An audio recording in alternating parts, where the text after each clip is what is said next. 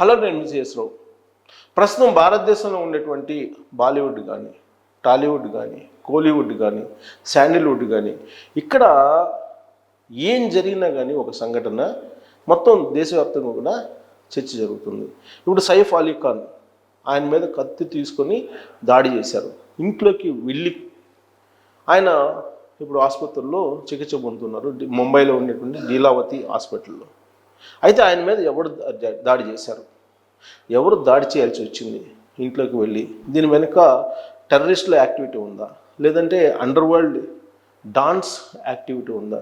అసలు ఎందుకు ఈ దాడి జరిగింది? లేదా ఆయన ఇంట్లో ఉండేటువంటి హౌస్ కీపింగ్ వర్కర్స్ వాళ్ళు ఏమైనా చేశారా? ఈ కోణం నుంచి అక్కడ ఇన్వెస్టిగేషన్ జరుగుతుంది. ఇలాంటి సందర్భంలోనే టాలీవుడ్లో కూడా ఆ సంఘటన ఒక రకమైన ఆందోళన కలిగిస్తుంది.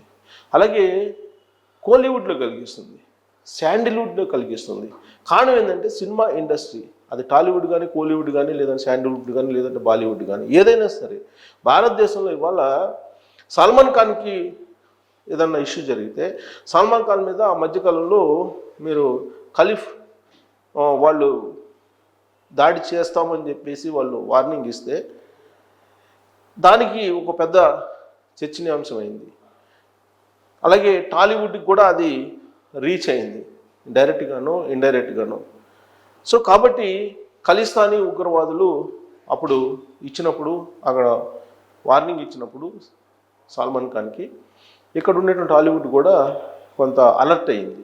అలాగే ఇప్పుడు సైఫ్ అలీ ఖాన్కి అక్కడ జరిగింది, కత్తిదాడి జరిగింది. అసలు ఎందుకు జరిగింది? సినిమా వాళ్ళ మీద, సినిమాకి సంబంధించిన నటుల మీద డైరెక్ట్గా ఇంటికి వెళ్ళి కత్తులతో దాడి చేసినటువంటి సందర్భాలు చాలా తక్కువ ఉన్నాయి.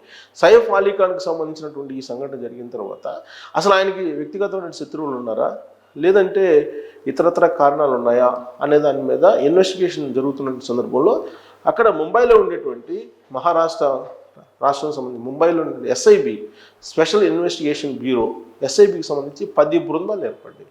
ఈ 10 బృందాలు ఇప్పుడు ఇన్వెస్టిగేషన్ చేస్తూ ఉన్నాయి.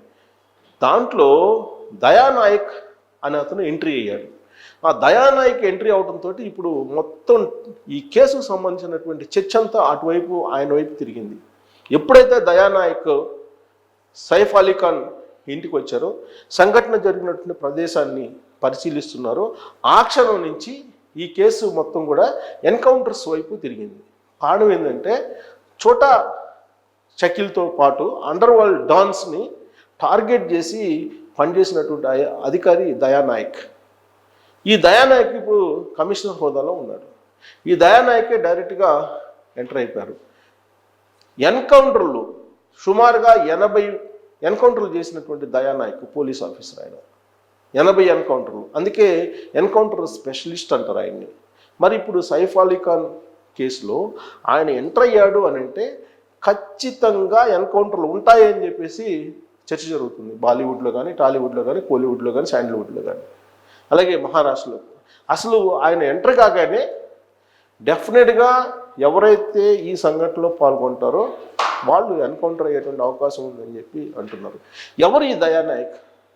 ఈ దయానాయక్ ఎంటర్ కాగానే ఎవరు ఈ దయానాయక్ అని చెప్పి వెంటనే క్వశ్చన్ వస్తుంది అందరికి కూడా. ఎన్కౌంటర్ స్పెషలిస్ట్ అని అంటారు బేసికల్గా ఇతను కర్ణాటకకు సంబంధించి ఉడిపి ఆయన్ని స్వస్థలం ఉడిపి. అక్కడి నుంచి ఆయన చిన్నతనంలోనే ముంబై వెళ్ళారు. సామాన్య కుటుంబంలో ఆయన ఉన్నారు, సామాన్య కుటుంబం నుంచి ఎదిగారు. +2 వరకు కూడా ఆయన ముంబైలోనే చదువుకున్నారు. ఆ తర్వాత ఇంజనీరింగ్ చేసి, ఆ తర్వాత ఆయన ఆ మహారాష్ట్రకు సంబంధించిన పోలీసు క్యాడర్కి ఎంపికయ్యారు. ఎంపికయ్యి పోలీస్ ఇన్స్పెక్టర్గా ఆయన కెరీర్ని ప్రారంభించారు. ఆయన కెరీర్ని ప్రారంభించినటువంటి రోజుల్లో అక్కడ అండర్ వరల్డ్ డాన్స్ ప్రభావం ఎక్కువగా ఉండేది. అక్కడ టెర్రరిస్టుల యాక్టివిటీ ఎక్కువగా ఉండేది. మెయిన్ వీళ్ళు అంతర్గతంగా మాఫియా రాజ్యం వెళ్తూ ఉండేది ముంబైలో. ఆ సమయంలో ఈ దయానాయక్ ఎంటర్ అయ్యి ఎన్కౌంటర్లు చేయడం మొదలుపెట్టారు. దాంతో చాలా మొత్తం అండర్గ్రౌండ్ వరల్డ్ డాన్స్లో కానీ, లేదా మాఫియాలో కానీ ఒక రకమైనటువంటి కలకలం బయలుదేరింది. ఆయన ఎంత పేరు సంపాదించుకున్నారో ఎన్కౌంటర్ స్పెషలిస్ట్గా, అలాగే ఎవరైతే మాఫియా నడుపుతున్నారో వాళ్ళని ఎన్కౌంటర్ చేస్తూ లా అండ్ ఆర్డర్ని కంట్రోల్ చేసేటువంటి ఒక పోలీస్ ఆఫీసర్కి ఎంతైతే మంచి పేరు చేసుకున్నారో అదే తరహాలో అవినీతి మార్కును కూడా వేసుకున్నారు. ఆయన మీద అవినీతి మరక కూడా ఉంది, అందుకే ఆయన్ని సస్పెండ్ చేశారు. ఆ సస్పెన్షన్ రివోక్ అయిన తర్వాత మళ్ళీ ఆ బాధ్యతలు స్వీకరించారు ఇటీవలనే. ఇప్పుడు ఈ సైఫ్ అలీ ఖాన్ కేసుని టేకప్ చేశారు ఆయన. ఈ టేకప్ చేసినటువంటి క్రమంలో మొత్తం ఆయన చుట్టూనే తిరుగుతుంది. ప్రస్తుతం ఆయన సైఫ్ అలీ ఖాన్ హాస్పిటల్లో ఉన్నారు. ఇంటి దగ్గరికి వచ్చారు ఎవరు, దయానాయక్. ఇంటి దగ్గరికి వచ్చే ప్రత్యేకమైనటువంటి బృందాలతో మొత్తం ఆ ఇంటి దగ్గర పరిసరాలన్నింటినీ కూడా గమనిస్తూ ఉన్నారు. అక్కడ సంఘటన జరిగినటువంటి ప్రాంతంలో సీన్ రీకన్స్ట్రక్షన్ చేసేటువంటి ప్రయత్నం చేస్తున్నారని కూడా తెలుస్తుంది. ఆ సీన్ రీకన్స్ట్రక్షన్ చేసిన తర్వాత సైఫ్ అలీ ఖాన్కి ఎవరైనా శత్రువులు ఉన్నారా, లేదంటే ఇంట్లో ఉండే హౌస్ కీపింగ్ చేసేటువంటి వాళ్ళు ఎవరైనా ఆ రాత్రి వేళ ఈయన మీద కత్తితో దాడి చేసే ప్రయత్నం చేశారు అనేటువంటి దిశగా ఆయన దర్యాప్తును ప్రారంభించారు. అయితే వచ్చి కత్తి తీసుకొని దాడి చేయడానికి ప్రయత్నించినటువంటి అతనికి సైఫ్ అలీ ఖాన్కి మధ్య కొంత ఫైటింగ్ జరిగింది, పెనుగులాట జరిగింది. ఈ పెనుగులాట క్రమంలోనే కత్తి తీసుకొని అతను దొండగుడు పొడిచి వెళ్ళిపోయారనేటువంటిది ప్రాథమికంగా వినిపిస్తూ ఉంది. అయితే సైఫ్ అలీ ఖాన్ యాక్చువల్గా మన తెలుగు సినిమాల్లో కూడా ఆయన నటించారు ఈ మధ్యకాలంలో కొన్ని సినిమాల్లో. అందుకే అందరికీ కూడా తెలుసు సైఫ్ అలీ ఖాన్ ఆయన ఆ నటన కానీ అవన్నీ కూడా. అయితే సైఫ్ అలీ ఖాన్కి సంబంధించిన కేసుని దయానాయక్ ఎందుకు అప్పచెప్పారంటే, ఇప్పుడు కొత్తగా ఏర్పడినటువంటి మహారాష్ట్ర ప్రభుత్వం ఈ అండర్ వరల్డ్ డాన్స్కి చాలా వ్యతిరేకం. చోటా చకిల్కి అనుచరులు చాలామంది ఉన్నారు ముంబైలో. అలాగే ఖలిస్తానీ ఉగ్రవాదులు కూడా అక్కడ ఈ బాలీవుడ్ని వెంటాడుతూ ఉన్నాయి.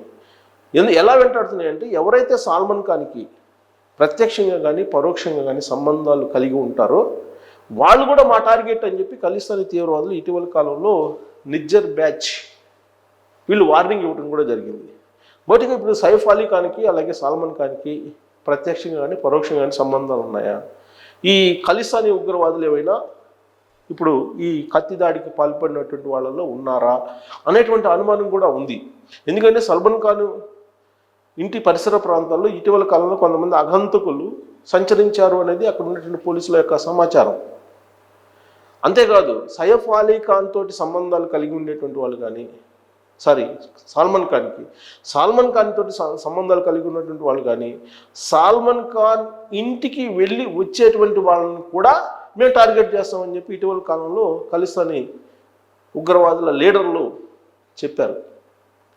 కాబట్టి వాళ్ళ టార్గెట్ అయి ఉంటుందా అనే కోణం నుంచి ఇప్పుడు ఆయన దయానంద నాయక్ ఇన్వెస్టిగేషన్ స్టార్ట్ చేస్తున్నారు. సో దయానాయక్ రంగంలోకి దిగాడనంటే, ఎంట్రీ అయ్యారనంటే ఈ కేసు దర్యాప్తు చాలా వేగంగా ముందుకెళ్తుందని చెప్పి భావిస్తున్నారు. ప్రస్తుతానికైతే సైఫ్ అలీ ఖాన్ సేఫ్ సైడ్గానే ఉన్నారు, ప్రాణాపాయం లేదని చెప్పి వైద్యులు చెప్తున్నారు.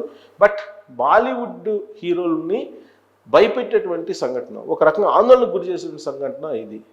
వాళ్ళతో పాటు ఇక టాలీవుడ్లో కూడా కొంతమంది ఆందోళన చెందుతున్నటువంటి పరిస్థితి నెలకొంది. అందుకే దయానాయక్ లాంటి పోలీస్ ఆఫీసర్ రంగంలోకి దిగారు కాబట్టి దీనికి ఒక కంక్లూజన్ రాబోతుంది త్వరలో అనేటువంటి అభిప్రాయాన్ని అక్కడున్నటువంటి బాలీవుడ్లో ఉన్నటువంటి వాళ్ళు కొంతమంది వ్యక్తం చేస్తున్నటువంటి పరిస్థితుల్లో మరి దయానాయక్ పోలీస్ ఆఫీసర్గా అంత సమర్థత ఉన్నటువంటి ఆఫీసరా, మరి ఈ కేసుని ఆయన త్వరలోనే పూర్తి చేయబోతున్నారా, దీని వెనుక ఖలిస్తానీ ఉగ్రవాదులు ఉన్నారా, లేదంటే సైఫ్ అలీ ఖాన్ సంబంధించినటువంటి అనుచరులా, లేదంటే సల్మాన్ ఖాన్ తోటి ఇతనికి సంబంధాలు ఉన్నాయి అని చెప్పి ఖలిస్తానీ ఉగ్రవాదులు ఈ పనికి పాల్పడ్డారా, మీకు ఏమనిపిస్తుంది అనే దాని మీద కామెంట్ రూపంలో మీ అభిప్రాయం తెలియజేయచ్చు. Thank you very much.